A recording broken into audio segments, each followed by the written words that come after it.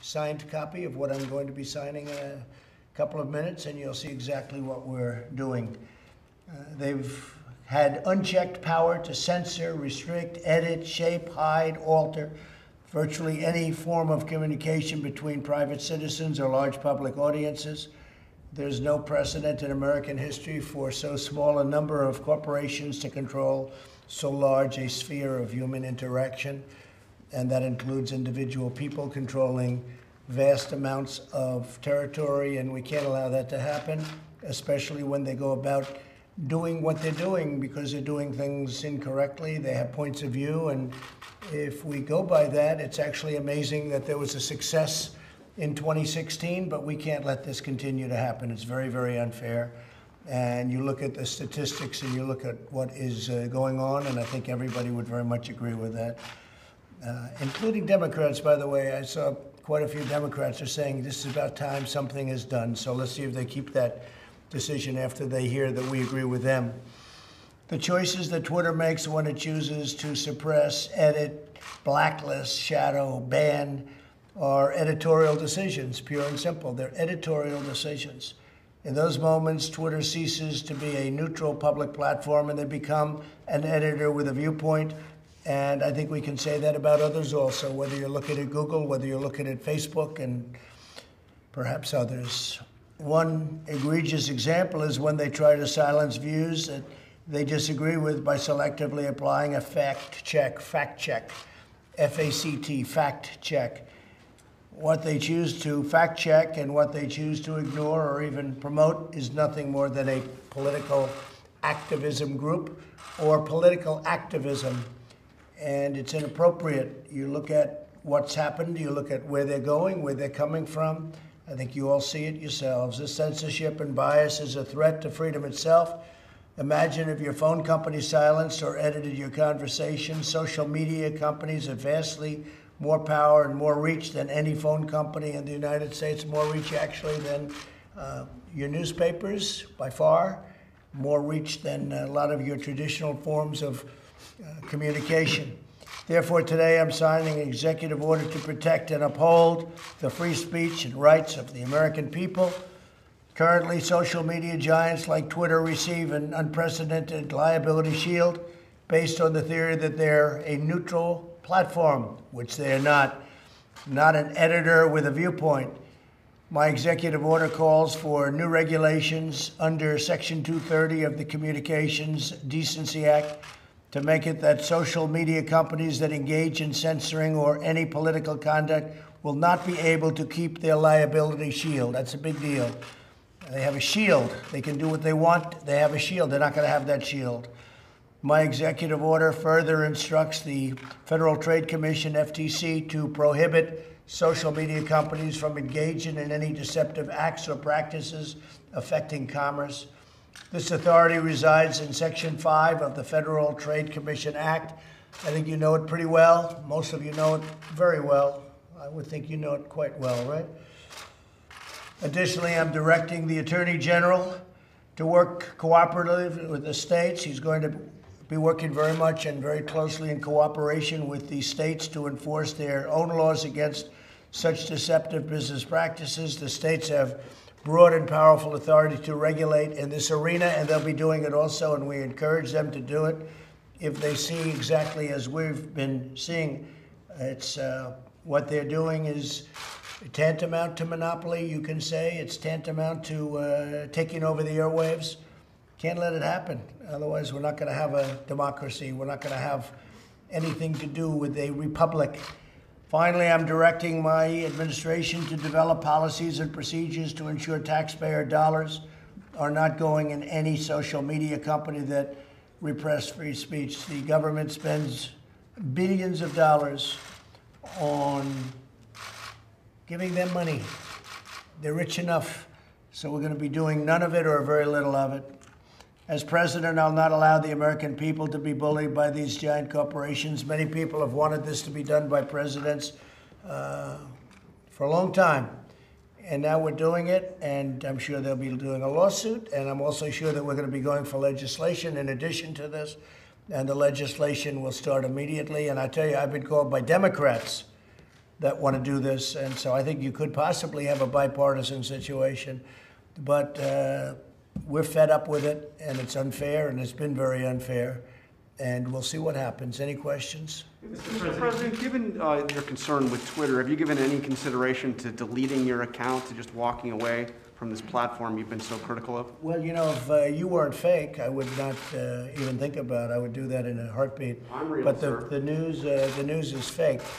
If you look at what gets printed in newspapers, if only the public could understand where, you know, they're reading a story and they think it's real, and it's not real in so many cases. And I'm not saying in every case. You have some great journalists. You have some journalists that I have great respect for. But largely, I find, at least in a political sense, there's so much fake news, it's disgraceful. I would do that in a heartbeat if I had fair. If we had a fair press in this country, I would do that in a heartbeat. There's nothing I'd rather do than get rid of my whole Twitter account. But I'm able to get to, I guess, 186 million people when you add up all the different accounts and add Facebook and Instagram. It's a lot of people, and that's more than the media companies have, frankly, by a lot. And so if I get a story that's wrong, I can put a social media. I don't usually use the word Twitter. I say social media, but I put something out, and the next day or the next hour or the next minute, everybody's reading about it. So I'm able to refute fake news, and that's very important. I'd like to ask the Attorney General, please, to say a couple of words, and he's very strongly behind it, backing it very powerfully. And again, we're going to be doing this. We're also going through Congress. Well, as you mentioned, Mr. President, one of the things that I found has the broadest bipartisan support these days is the feeling that this provision, Section 230, has been stretched way beyond its original intention, and people feel that on both sides of the aisle. This was adopted 25 years ago to protect the fledgling industry, and its purpose was to allow websites that were serving as essentially bulletin boards for diverse third-party content coming on, to say that you're not responsible for the content of that third-party information. And it also tried to encourage these companies to take down things like child pornography or human trafficking advertising and things by saying if you act to remove this kind of objectionable material, you won't be liable for taking it down. Now it's been completely stretched to allow what have become really behemoths who control a lot of the flow of information in our society to engage in censorship of that information and to act as editors and publishers of the material.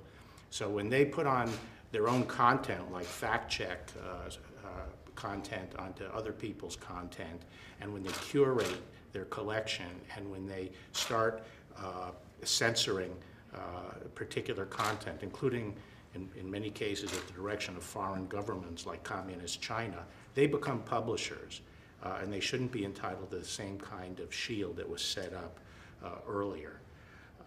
Now, this executive order is a very strong step toward addressing this problem. It sets up a rulemaking procedure that will eventually be under the FCC to try to get back to the original interpretation and understanding of Section 230.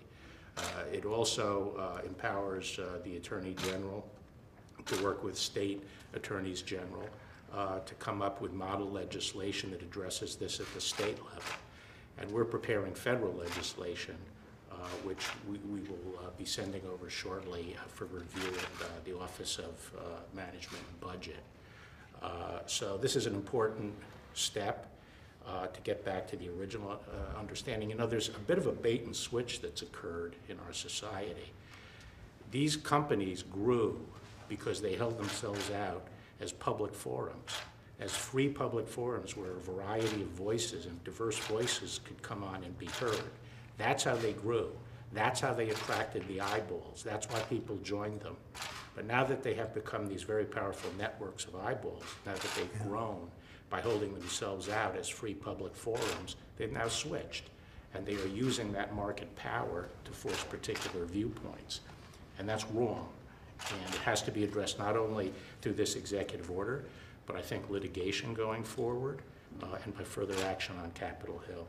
Thank you, Mr. President. Mr. President, not Do you have only, any questions for the Attorney General? yes, actually, I do. Mr. Attorney General, not only have you been against Section 230, and the President has been against Section 230, the Vice President has said he's against Section 230. Do you believe that the executive order that the President is about to sign in any way repeals or amends Section 230?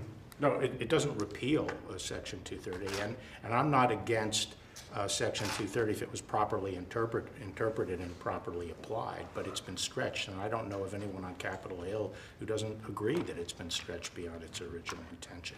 I think this will help get back to the right balance. Mr. Attorney General, can you give us more details on the legislation both you and the President referred to? What do you want to do in that legislation? Well, we're still reviewing a number of possibilities, and it'd be premature for me to discuss. And one of the things we may do, Bill, is just remove or totally change 230. What I think we can say is we're going to regulate it. It's a provision, and we're going to regulate it. You take a look at this as an example. This was just out. Twitter moments on the Mueller witch hunt. So we won. We were in the right. You see what's happened. It's a total fraud. It was a total fraud. 76-1. Okay, 76-1. You look at it. You think that's fair? Twitter classifies the term illegal alien as hate speech. Illegal alien. And viciously. You look at what China, I mean, just article after article. Here's one. This is the arbiter. This guy is the arbiter of what's supposed to go on Twitter. He's the one and he used CNN as a guide. CNN, which is fake news. He uses CNN as a guide. His name is Yoel Roth, and he's the one that said that mail-in balloting, you look mail-in, no fraud, really? Why don't you take a look all over the country? There's cases all over the country. If we went to mail-in balloting, our election all over the world would look as a total joke. It would be a total joke. There's such fraud and abuse, and you know about harvesting, where they harvest the ballots and they go and grab them and they go to people's houses and they say, sign here. No, it doesn't work out. Now, an absentee ballot, you can't be there or you're sick, and you go and you register and you do all sorts of things to get that ballot, and there's good security measures, but where they send out, like in California, millions and millions of ballots to anybody that's breathing. Anybody in California that's breathing gets a ballot. But Mr. President, that's not true. So California excuse me, wait a minute, I'm not finished. So here's your man, and that's on Twitter. And the amazing thing is he's wrong. And even no matter who it is, they will admit that he's wrong, because there's tremendous controversy on mail-in voting. And I can say this, the Republican Party cannot let it happen. Go ahead. Well, you know Gavin Newsom, Governor Newsom, has not sent ballots out to everybody in California. They're only going to registered voters. How many are so, there? How many are there? So what your tweet said was not wrong. Okay, That was not correct. It was wrong. Okay, oh really? So when he sends out 28 million ballots, and they're in all the mailboxes, and kids go and they raid the mailboxes and they hand them to people that are signing the ballots down the end of the street, which is happening. They grab the ballots. You don't think that happens? There's ballot harvesting where all of us, we had 7 elections for Congress, and they were like tied, and they lost every one of them because they came and they dropped a whole pile of ballots on the table. But you don't think they rip them out of mailboxes? It's all the time. You read about it. You can read about it. Take a look. They do worse than that. In some cases, they won't sell them, like to a Republican community, a conservative community. They don't happen to send the ballots to those communities. And there's no way of checking. No, you have to go and you have to vote. Voting is a great thing. Voting, we would be the laughing stock of the world. And if you just use common sense, you know that's going to happen. But they raid the mailboxes. They can even print ballots. They get the same paper, the same machine, nothing special. They get the same paper, the same machine. They print ballots. And Bill would have to do a great job to catch him doing it, or your state authorities would have to. But you have tremendous potential, and you have tremendous fraud and abuse, but you have tremendous potential for fraud and abuse. Go ahead. Mr. President, you had said in one of your tweets that you would consider shutting down Twitter and social media companies. Did you actually mean you would want to shut down an American company? I think it's going to be, I tell you what, I have so much, it seems, influence over Twitter in the sense of people wanting to go Twitter because of what I have. I have a vast number, we have a number of platforms, as you know, we have millions and millions of people. I think this, if Twitter were not honorable, if you're going to have a guy like this be your judge and jury, I think you shut it down as far as I'm concerned, but I'd have to go through a legal process to do that. How would you shut down an American I don't know, I'd have to company? ask the lawyers, I'd have to go through a legal process. If it were legal, if it were able to be legally shut down, I would do it. I think I'd be hurting it very badly if we didn't use it anymore. I mean, we have other sites we could use, I guess, or would have to develop other sites. But, and I'm not just talking about Twitter. Look at Facebook. Look at the tribunal they set up at Facebook. This woman who, you remember testifying recently in Congress, her hatred was so incredible toward the Republican Party and me that there is no way you can get a fair trial. So this is not like it's supposed to be. This is not like it's supposed to be. So we're going to see what happens. And you know what? I guess it's going to be challenged in court. What isn't? But I think we'll do very well. Yeah, go ahead. Mr. President, go ahead. as to potential litigation, can you discuss the timing of that and what is the remedy that you're going to be seeking? No, what I was referring to, there is litigation going on all the time on Section 230 and its scope, and we would look for appropriate vehicles to weigh in and file statement of interest. So you wouldn't be filing an individual? Not necessarily. Okay, thank you. Mr. President, Mr. President, are you worried about the situation on the border between India and China? India. He loves India so much he's never asked a question other than an India question, and that's okay. I just got back from India, right? I just beat COVID. You're very I popular. got back. I know. They like me in India. I think they like me in India certainly more than the media likes me in this country. No, and I like Modi. I like your prime minister a lot. He's a great gentleman. Great gentleman. Yeah, they have a big conflict going with India and China. Is that what you're talking about? Yeah? Yes, sir. They have a big conflict going with India and China. Two countries with 1.4 billion people. Two countries with very powerful militaries. And India's not happy, and probably China's not happy. But I can tell you, I did speak to Prime Minister Modi. He's not in a good mood about what's going on with China. Mr. President, have you spoken to... Wait, are you finished? No, sir. So yesterday you tweeted about you want to mediate between India and China on this issue. I would do that. You know, I would do that if they thought it would help. If I were the mediator or the arbiter, I would do that. So we'll see. Go ahead. Have you spoken to the family of George Floyd yet? No, I haven't, but I feel very, very badly. It's a very shocking sight. Bill and I were talking about it before. It's one of the reasons Bill's here right now, because as you know, we're very much involved. And I've asked the Attorney General, FBI, and the Attorney General to take a very strong look and to see what went on, because that was a very, very bad thing that I saw. I saw it last night, and I didn't like it. Do you think those police officers should be prosecuted? I'm not going to make any comment right now. I can tell you, I think what I saw was not good. Was not good. Very bad. Anybody else? Mr. President, are you definitively staying in the U.S.-China trade deal? We'll be announcing what we're doing tomorrow with respect to China, and we are not happy with China.